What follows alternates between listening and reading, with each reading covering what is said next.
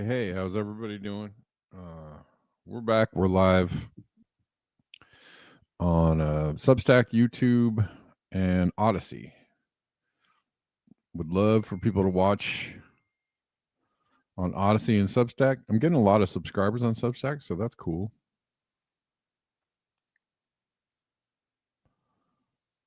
That's encouraging. Sorry for the echo.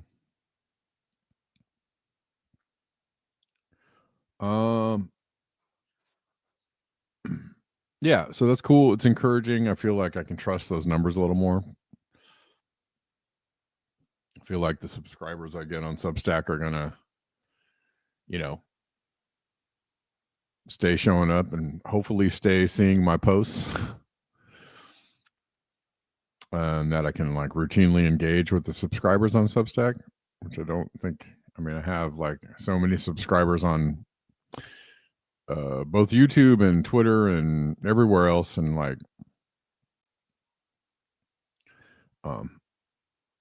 literally a thimbleful of those people see my posts or interact with me. So it's kind of ridiculous, but whatever.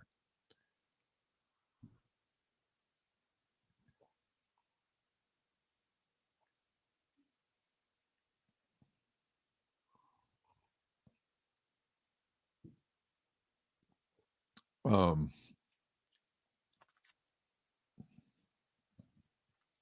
right. Well, we'll get into it. A bunch of people here. I didn't see the latest Jimmy Dore or Joe Rogan episodes about sea level rise.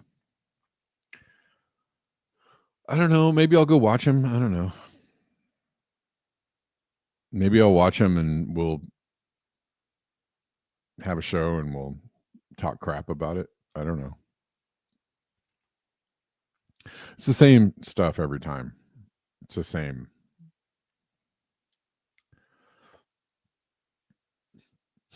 Not well grounded in science.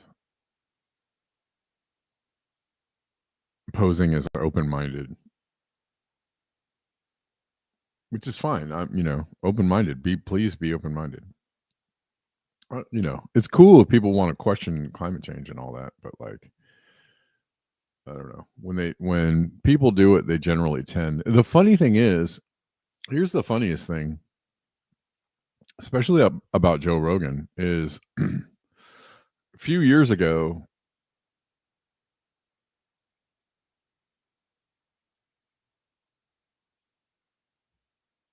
Yeah,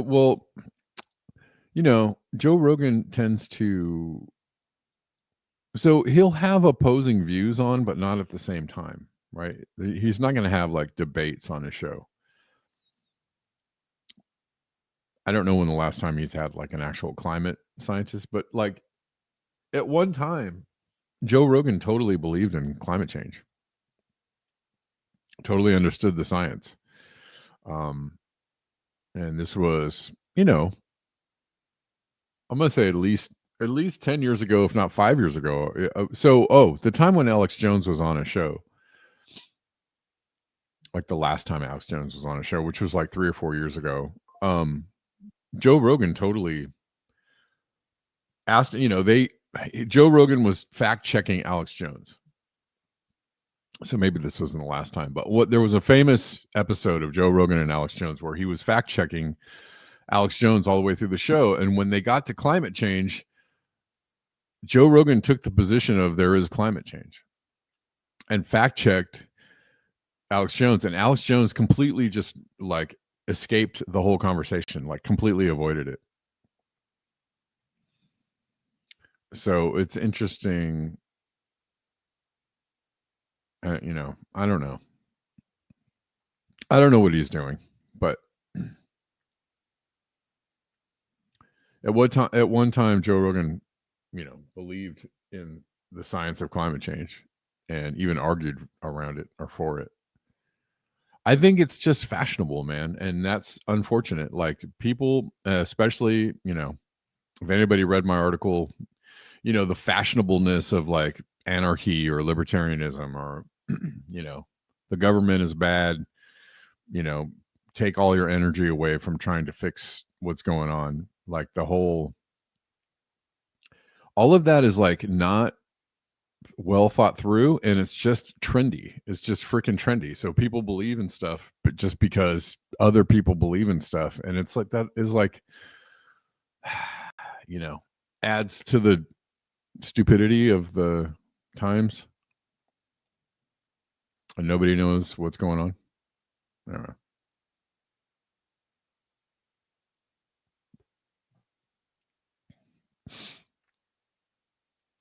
Well,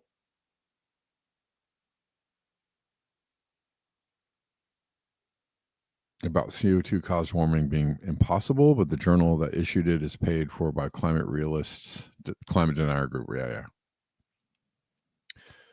I mean, if you look at, I don't know, maybe I'll have to go watch the Rogan interview. I don't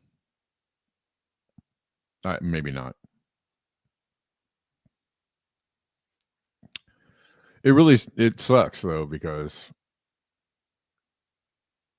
it puts people in a position of being out of position when, things are happening, to them.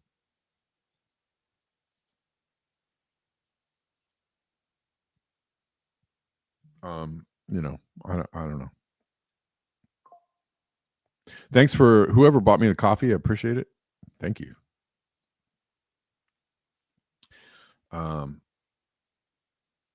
Super nice. Thank you.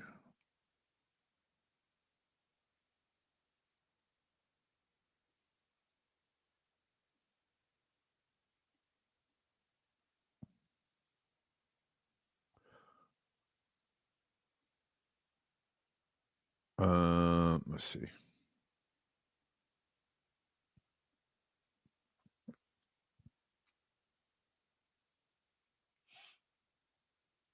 Gatekeeper extraordinaire. Yeah. Yeah.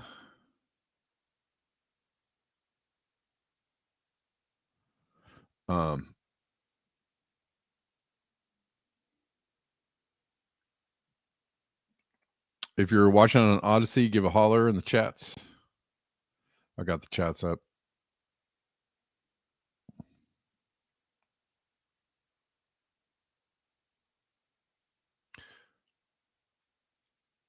Okay.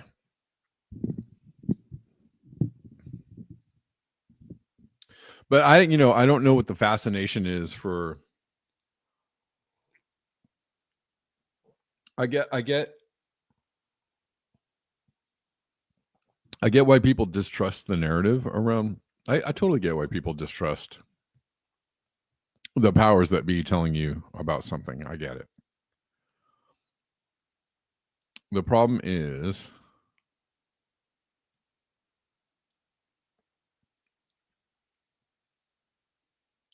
the problem is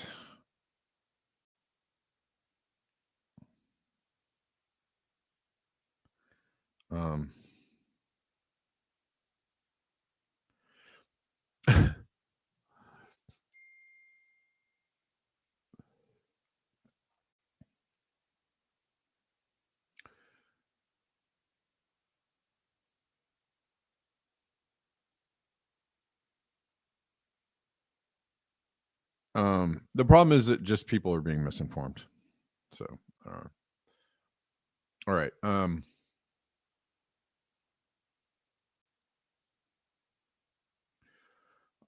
I don't know. I just don't have the energy to, we've talked through all these subjects like so many times.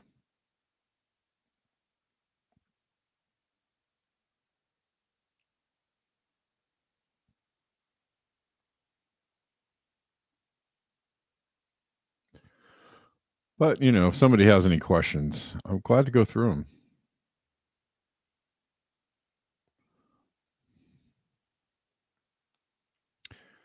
And I'm kind of just on the side of it's fairly obvious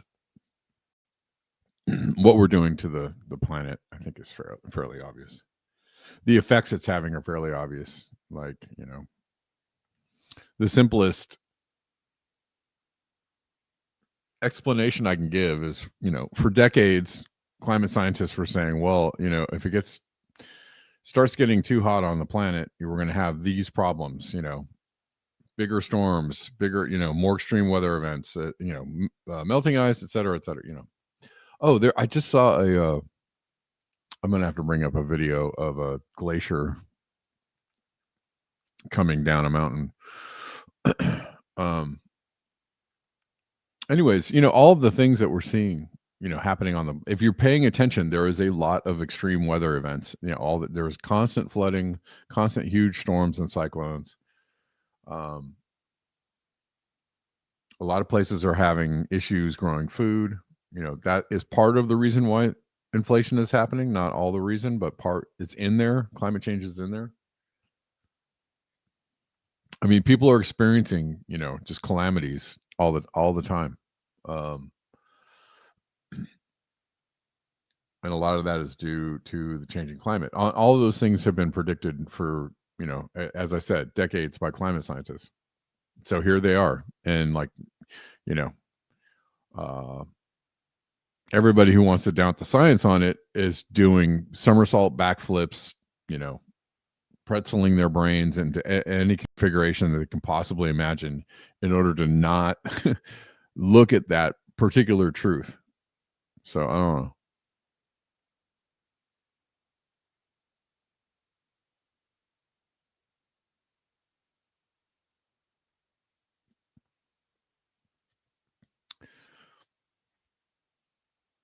And it's set to get worse. So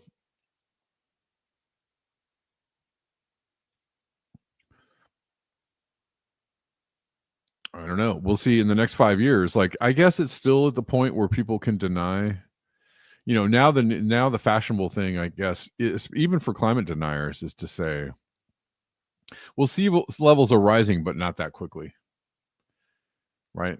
I think even Trump at one point said, like, well, yeah, they're happening, but really slow. Okay. Tell me you believe in climate change without telling me you believe in climate change while denying there's climate change, or that it's not all that bad, or maybe we don't have to worry about it. It won't be here for a while, or something. But literally every glacier on the planet is melting. So, like, again, tell me how the planet is not warming. Permafrost is melting. Again, tell me how the planet is not warming. Explain that one to me. Explain to me how that is, HARP or some other, magic Dr. Evil in a mountain lair pulling a lever. Explain to me how that's not a natural, or unnaturally natural consequence of the planet getting warmer.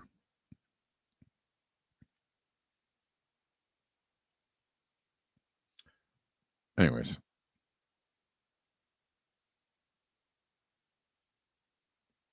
There are just some things that can't be explained away by the nefarious weather machine.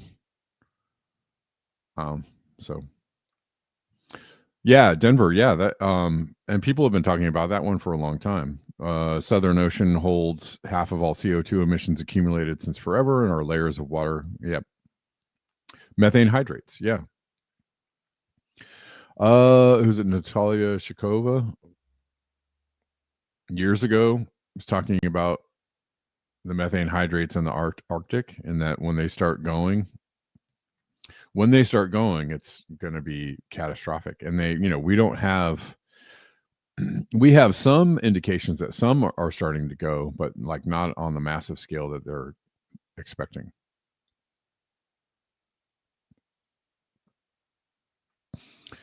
Yeah. Anyways, there's just some obvious things that are happening that I think people are missing. Oh, let me find that. See if I can find that glacier.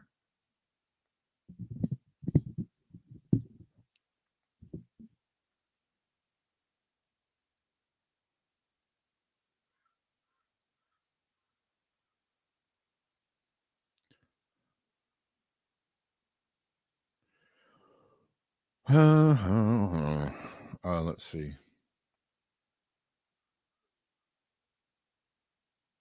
Oh, here it is.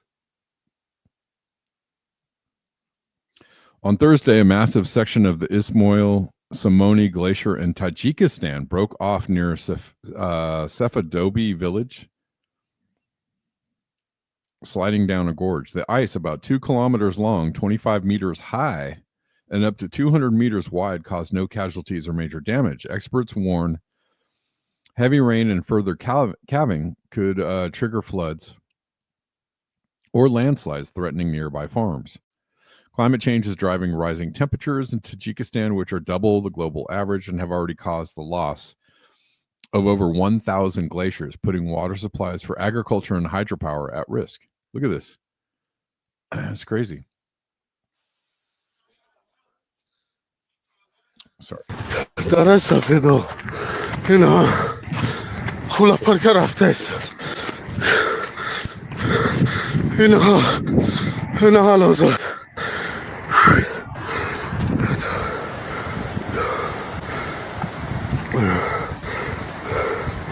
Those mountains look bone dry.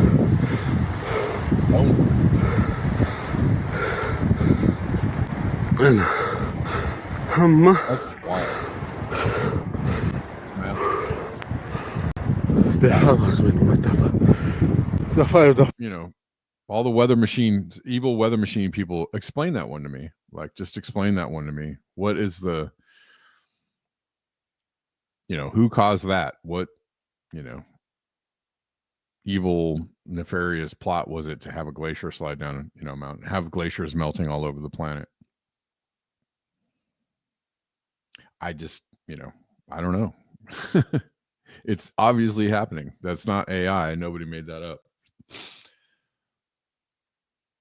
Nobody's making up that all the glaciers on Mount Everest are melting away, revealing all of the dead carcasses and shit piles from decades, in a century or more, of people trying to reach the top. It's happening. So you can't explain that by some other mechanism other than global warming. And so, go ahead and try to come up with something about it. I'd like to hear it. Fed chair said unemployment is low and jobs are stable. Yeah, haha. They're just lying and lying and lying. They don't, I mean, fine. If you believe that, fine. I guess it's good for the, stock market actually didn't believe that news. The stock market said, like, well, I don't know. I don't know if I believe you, bro. You need more people.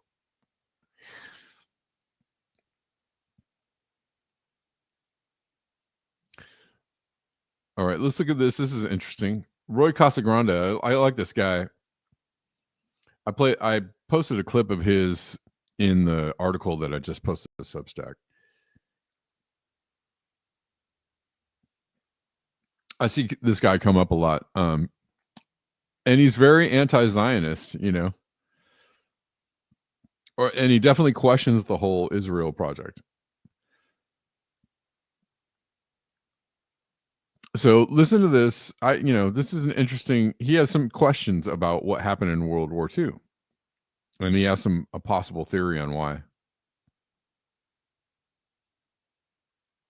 Come on. And we were very careful not to. Anything to do with the Holocaust. So we never bombed a single concentration camp, a single death camp, or a single railroad track leading to one of them. I've heard logic about this. I should say illogic about this. Well, we were worried we'd kill Jews.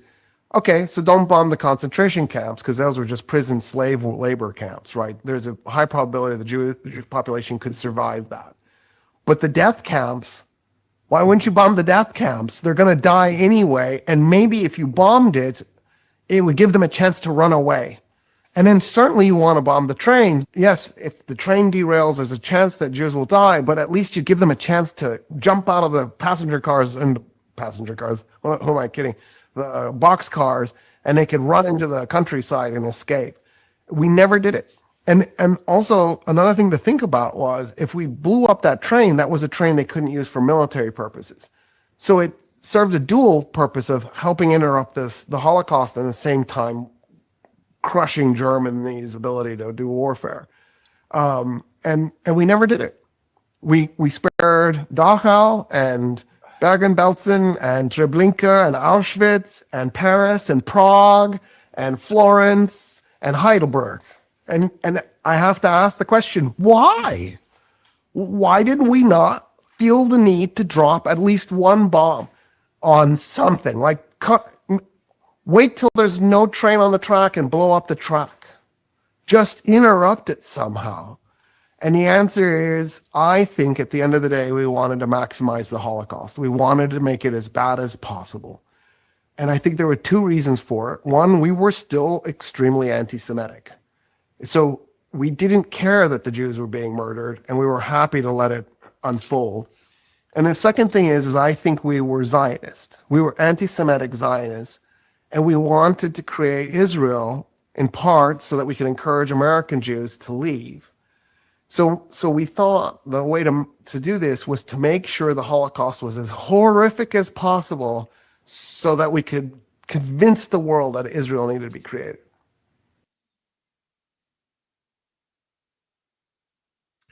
Yeah.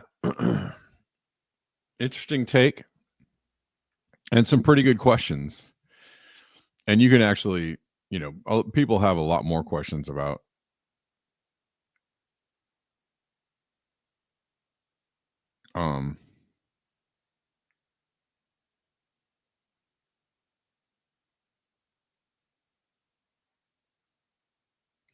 no one was what? Oh.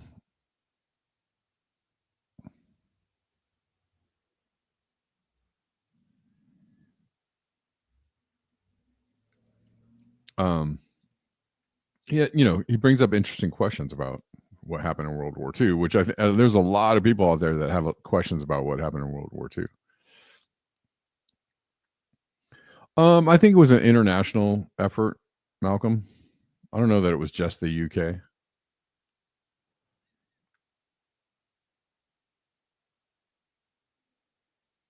But it seems to be, there are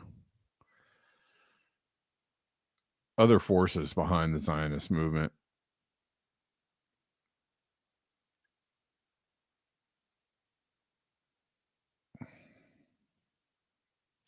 And the idea that Zionism is anti-Semitic is one that he's talking about, and a lot of people have talked about how anti-Semitic Zionism is, which makes it confusing for people to think about.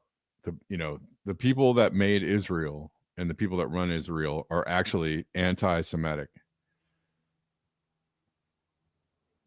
posing as Jews, right? Like posing as pro-Jewish people.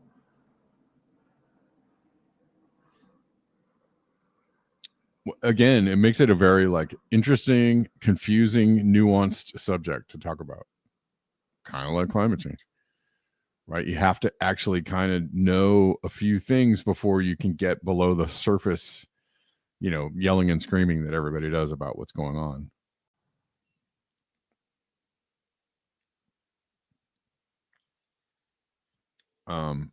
If anything, it's just a front for the consortium of world managers, right?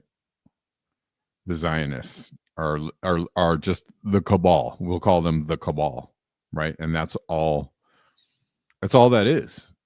That's all.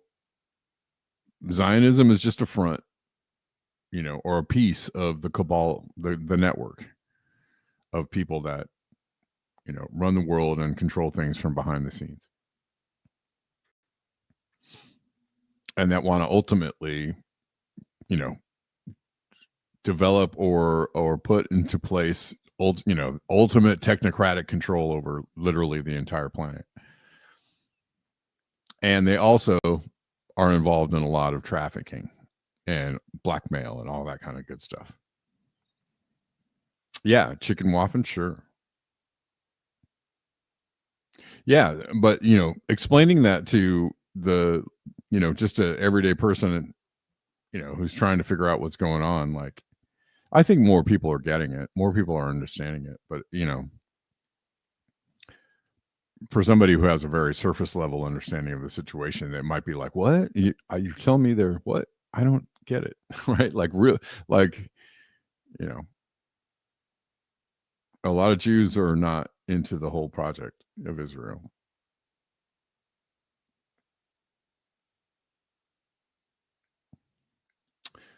The real Israelites were black. Yeah, and that's a whole other like section of strange, ideology / history, right? Yeah.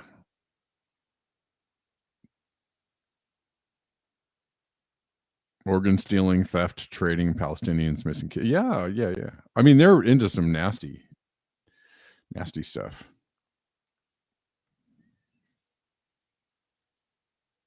And I wouldn't blame, just like there's, I'm not a fan of Christianity. I'm not a fan of any religion, honestly. I'm not but I do think that there are people that do horrible, insane things in the name of Christianity or under the cover of Christianity. And then there are people that believe in the, moral, upstanding, like good parts of Christianity who are just regular people just being right. Like, so every religion has that. Every part of society has people that like believe in the good parts of what they're involved in are just, face value, just upstanding people who are trying to do their best and trying to live like a moral life and do, right, and take the words of the prophet at, to mean what they mean, blah blah blah. And then there's just like really just insane, psychopathic, malignant, narcissist, evil fuckers who use the cover of the religion to do dirt on people.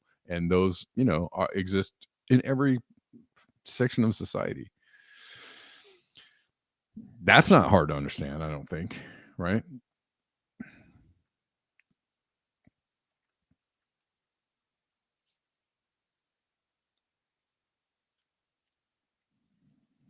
Probably nobody, yeah. Colonial Jesus is a mean ass dude. I feel like that's like sounds like a Beatles lyric. Colonial Jesus was a mean ass dude.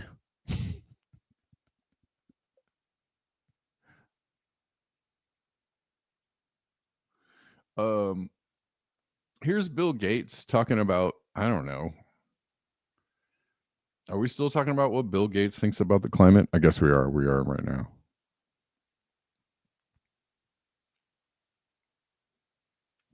We're going to probably come back to Israel in a sec. Bill Gates calls for climate fight to shift focus from curbing emissions to reducing human suffering. I don't know. Tell me more, weirdo. Bill Gates thinks climate change is a serious problem, but it won't be the end of civilization.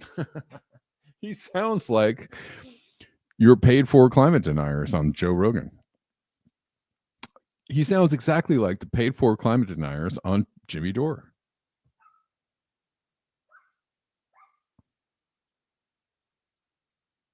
Oops. Didn't mean to do that. Sorry. My bad. Sometimes I hit the wrong button. Oh my God. He says it's a serious problem, but it won't be the end of civilization. He thinks scientific innovation will curb it. And it's instead time for a strategic pivot in the global climate fight, from focusing on limiting rising temperatures to fighting poverty and preventing disease. Well, hold on. Can anybody explain the logic in that one to me? Oh, I know. Yeah, they're bombing again. That's the Lolita Express speaking. Probably. So what I don't understand is not limiting rising temperatures, how you're going to fight poverty and prevent disease at the same time that temperatures are rising, causing food shortage and the ability for people to conduct business as usual to be more and more difficult every day. I don't know. A doomsday outlook has led the climate community to focus too much on near-term goals. This guy is full of nonsense. I'll just read the end of this paragraph, and I think that's about it. A doomsday outlook has led to the climate community to focus too much on near-term goals to reduce emissions of carbon dioxide and other greenhouse gases that cause warming, diverting resources from the most effective things that can be done to improve life in a warming world, Gates said. I am still having a hard time comprehending. In a memo released Tuesday, Gates said the world's primary goal should instead be prevent suffering, to prevent suffering, particularly for those in the toughest conditions in the world's poorest countries. We got to get in there and we got to help the poor people. It's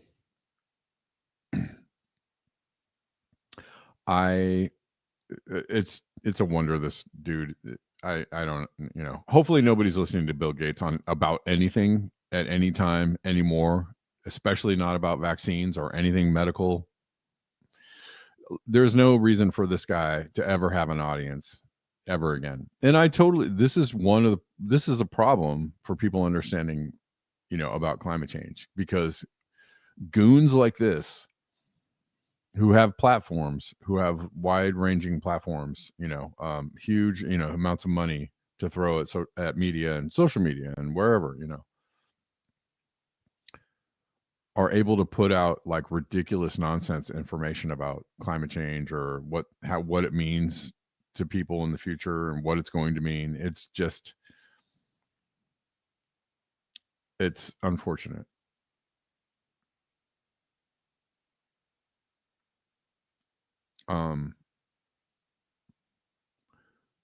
What can I say? He's not helping, and he's not helping. I don't know if anybody truly cares about climate change. I would suggest vehemently and vocally telling people, just really shouting down the elite message or the corporate funded messaging around climate change. I'm not saying that there's no, not any wisdom to be had from,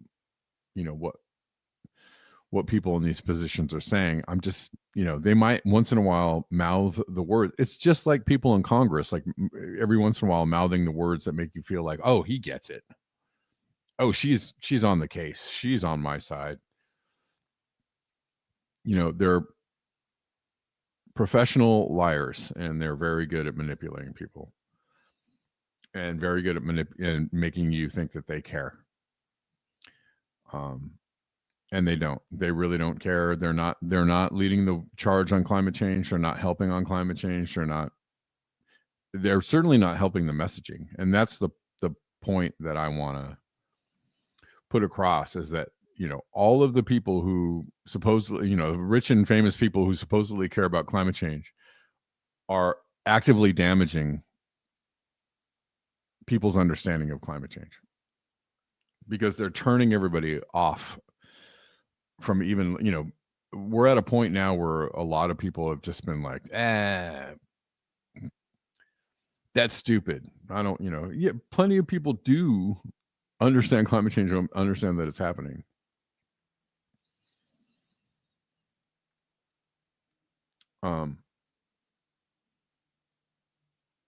But you can despise the elite and despise the wealthy and despise their cynical concern about climate change, and still care about climate change and still understand that it's a thing that's happening, right? I don't think that that's hard to understand. I don't.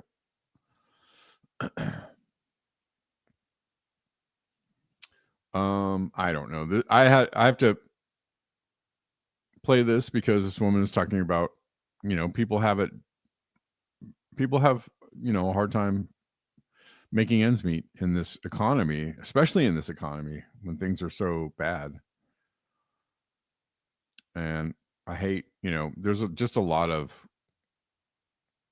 crap people or crap bots on Twitter that just are full of the whole, like,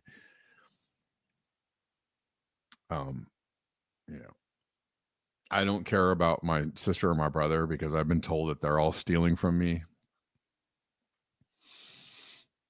So, let's end benefit programs and helping hands and all that, even though I'm looking forward to my social security check when I turn a certain age. These, people that couldn't see the comprehension gap in their thinking, but yeah. But what this lady is saying has wisdom in it. People on SNAP benefits are working harder than you. They are. Sorry. People who are actively living in poverty and receiving benefits are not lazy or just not working hard enough. I mean, this has literally been disproven time and time again. But even if we're not talking about data and we're just like looking at the basic facts, somebody who does not struggle to pay their rent every month is thinking less about that prospect. People love to act like where they ended up in life is just because they worked really hard. But the reality is that all of these people that aren't doing as well as you also worked really hard. You just ended up being luckier than them, or you started out luckier. I ended up where I am today out of privilege and luck, and yes, some hard work. I run my own business. I don't make that much, but I also know that every single month I will have enough money to pay my rent, pay for groceries. But I also know that I am lazier and less hardworking than probably 98% of people who are getting benefits. Wanting people to suffer more because you just think that you did enough suffering is gross. That's all. People on SNAP benefits are working harder than you. They are. It is Sorry. gross. People who are actively... I gotten a few, back and forth with some people around this post. It's just no use talking to people who, whatever, who probably aren't even real people. So what's the point in that? But I had to add my 2 cents, like, hey, empathy's a thing.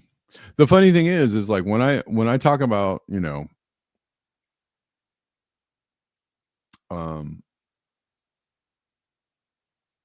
I talk about other like alternative journalists that are pushing like this libertarian, anarchist, we don't want no help from the government type ideology, but they're all imagining that people will just get together and communally help each other, right, on their own. And that is true. It is true. But what is, I understand, right? Paying taxes and expecting the government to give it back to you. The thing is you're paying taxes anyways. For one, you're not, and not just your wages every year. You're paying taxes on everything that you buy. To the government, right? So like you're getting taxed like all over the place. Not to mention all the convenience fees of all the digital payment systems. But the thing is the impulse and the idea between these programs that help people out is the same as helping your neighbor. Like it literally is the same thing, right? Oh, my church runs a food bank. Yeah, okay. And why not expect the government to give you food if you're hungry? That's not like, how is that difficult? Why is that a hard thing to understand? Where do the people at the church get the food for the food bank? From other people donating. Well, you already donate your money to the government, under force. Why not expect the same kind of, it's just, I don't know. I don't really understand that. I don't understand the logic, but that's just me. Yeah, I agree, Doomer. Democrats should stop flying, at least during this shutdown. I could care less about anyone flying now. Well, they won't because, I'll tell you why. And it's not even because, because they're fake lying people. I mean, everyone's invested in keeping the system going. Yeah, you can't really take a stand that actually threatens capitalism, right? You can't take a stand that actually allows people to think like, well, maybe I won't spend that money on that ticket. Maybe I'll just stay home. Maybe I'll grow my own food. Maybe I won't go to the store. Maybe I'll, right? build community with my neighbors. Maybe I won't spend so much today. Maybe I won't buy all the things that they're telling me I should buy, every second of the day. No politician can ever take a stance like that because they are, required by the system to encourage you to keep, participating in this system. So they'll never tell you to stop flying. And I also, here's another one that the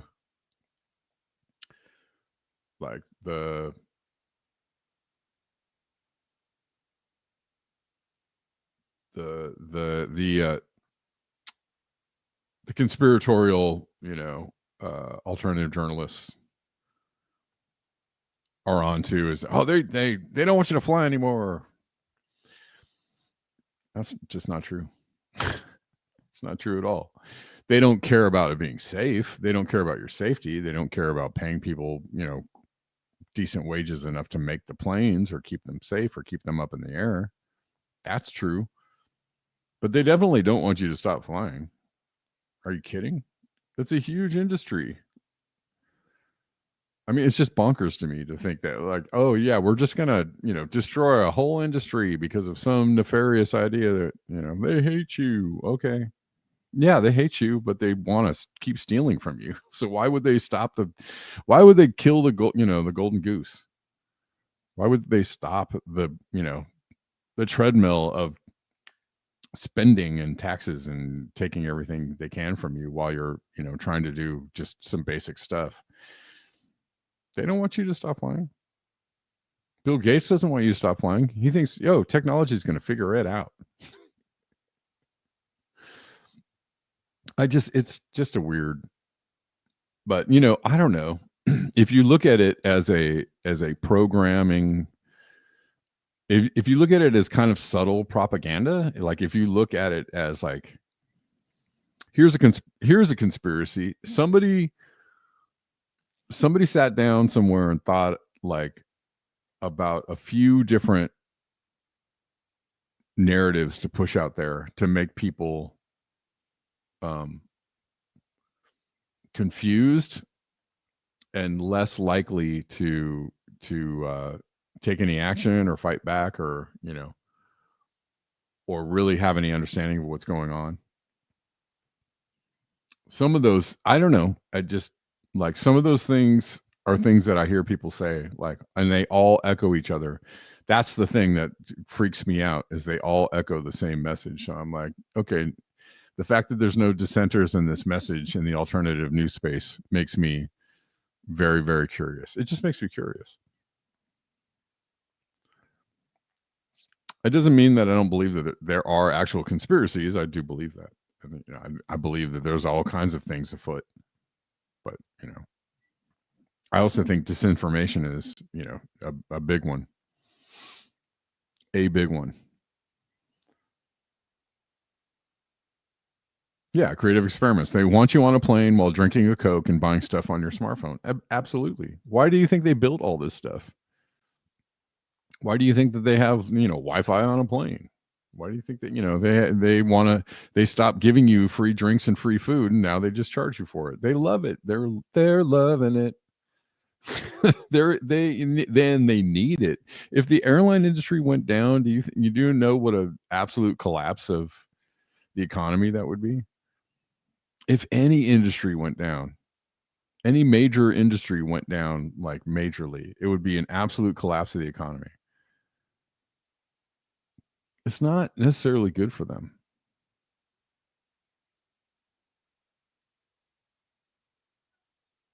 And I don't see it. I don't see they all are in control because they control all the flows. They control the, taking the few pennies off of literally every single transaction and controlling the markets around all of these things that are going on. Why would they kill that?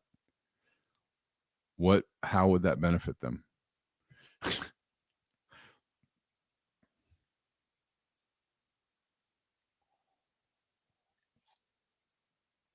And it's the reason why the messaging around climate change has been developed, because they don't want that to stop.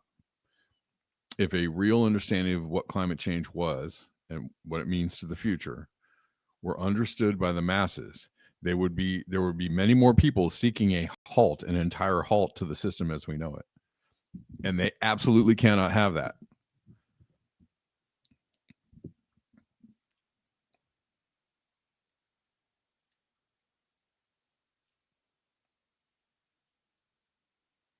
What about, yeah. Well, now at Denver, now the big thing is they're trying to get like air taxis, basically air Ubers, right? And they're trying to roll them out for the LA Olympics.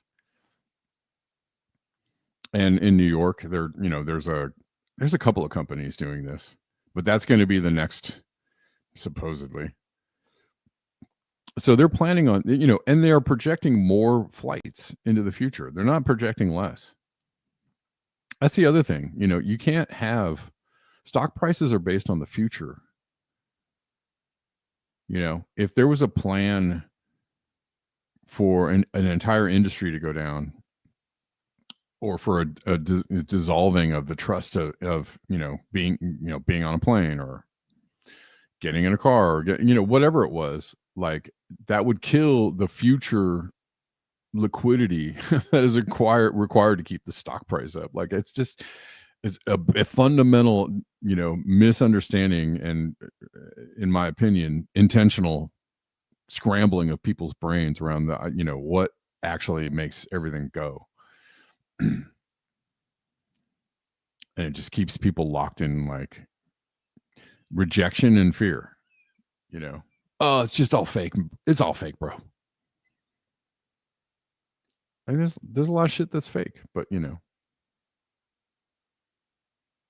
not everything. They still want you consuming and buying, terrible stuff, and they want you sick, and they want you on a sick, they want you in the medical system sick and reliant on their drugs.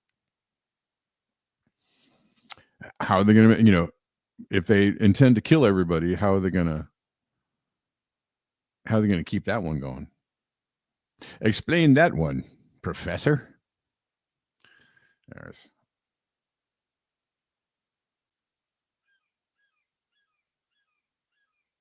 There's so many ways that the entire system can just collapse. It's frightening, actually.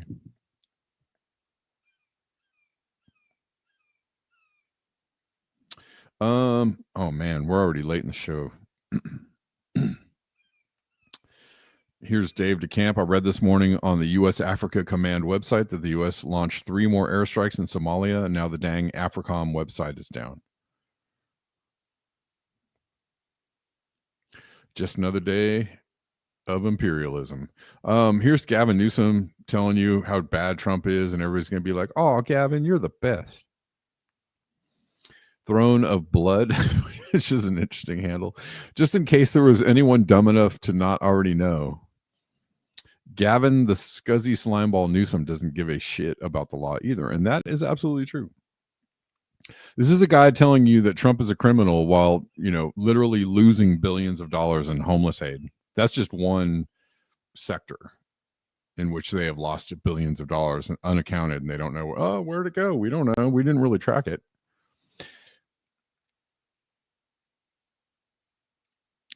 So this guy is completely, we don't even have to listen to what he has to say, and we won't.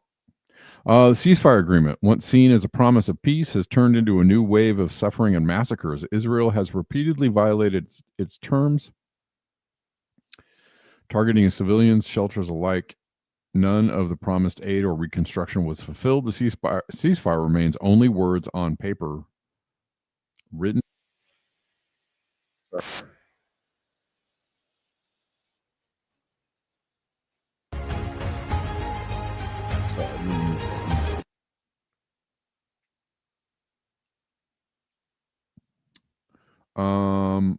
And then there's a conversation.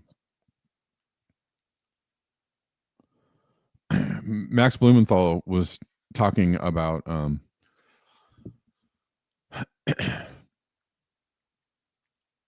so Bill Ackman, you all know who Bill Ackman is. Terrible, terrible person. Talking about Zoran Mamdani, talking about the IDF training NYPD, and not just NYPD, like police forces all over the country go to Israel for training. Why? Are they, are they just that elite, or are they, what kind of training are they getting there? Is it like actual like cop training, or is it like brain training? I think it's brain training.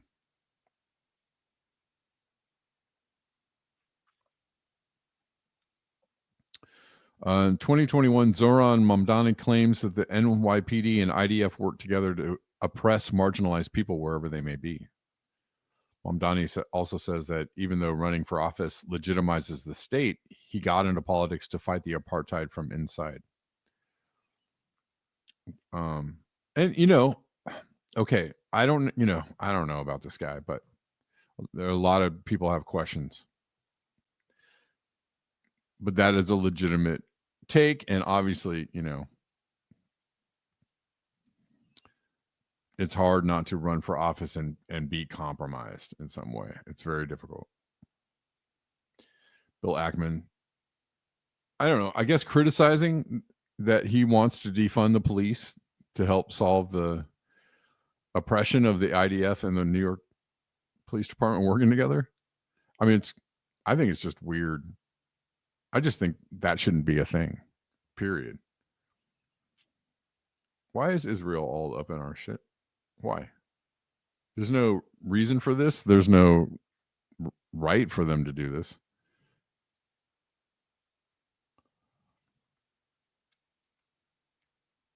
Another Max Blumenthal post. New York Police Department ran a demographics unit that spied on New Yorkers based on how Israeli authorities operate in the West Bank. Wow. It maintains an office in Israel, and its officers are trained by Israel. I dare you to poll New Yorkers on whether they support this. I bet you they don't. I bet you all across America, red or blue, black or white, male or female, I bet you a massive majority. Like if you took a poll, like an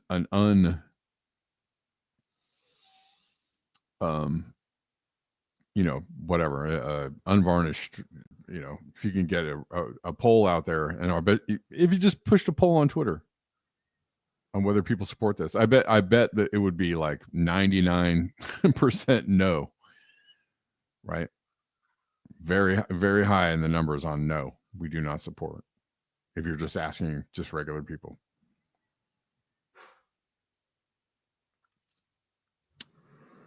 Why is this happening? Because they want to turn U.S. cities into Gaza, potentially.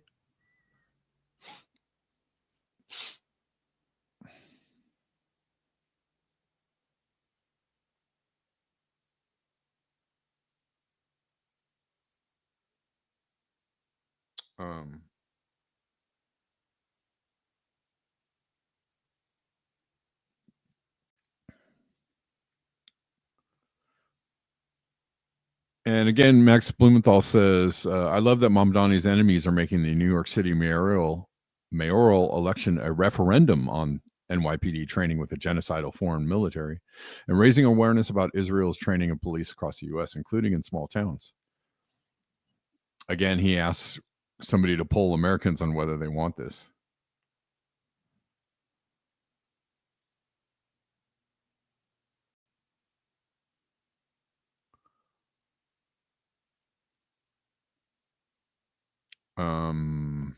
And I'm guessing that they don't. Last bit on our good friends across the Mediterranean.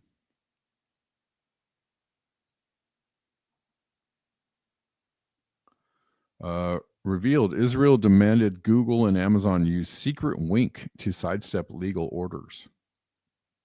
When Google and Amazon negotiated a major $1.2 billion cloud computing deal in 2021, their customer, the Israeli government, had an unusual demand: agree to use a secret code as part of an arrangement that would become known as the winking mechanism. The demand, which would require Google and Amazon to effectively sidestep legal obligations in countries around the world, was born out of Israel's concern that data it moves into the global corporation's cloud platforms could end up in the hands of foreign law enforcement authorities. They're thinking ahead. All right. Good for them. Like other big tech companies, Google and Amazon's cloud businesses routinely comply with requests from police, prosecutors, and security services to hand over customer data to assist investigations.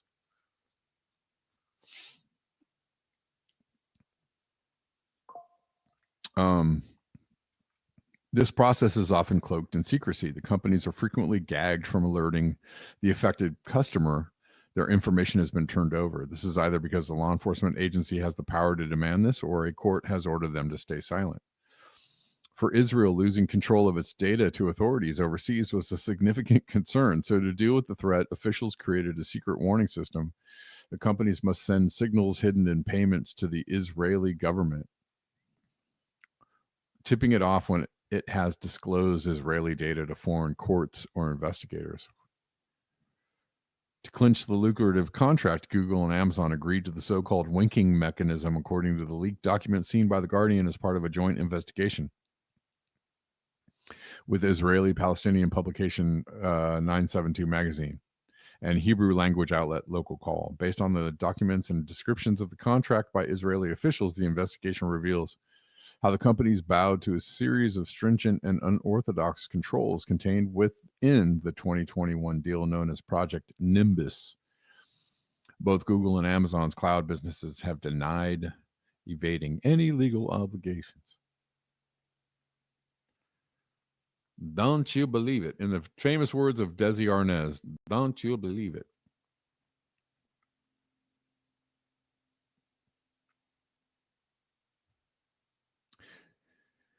Yeah, that's wild.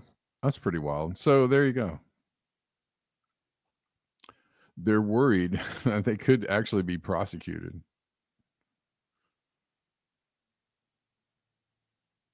And let's only hope that they will be and soon. All right, guys, thanks so much. Somebody did buy me coffee. Thank you, whoever that was. Says someone. If you want to support the show, you know how to do it. There are links in the description box. There's and you can subscribe to me on Substack. There's a paid subscription feature if you want to do that. There's also Patreon, etc.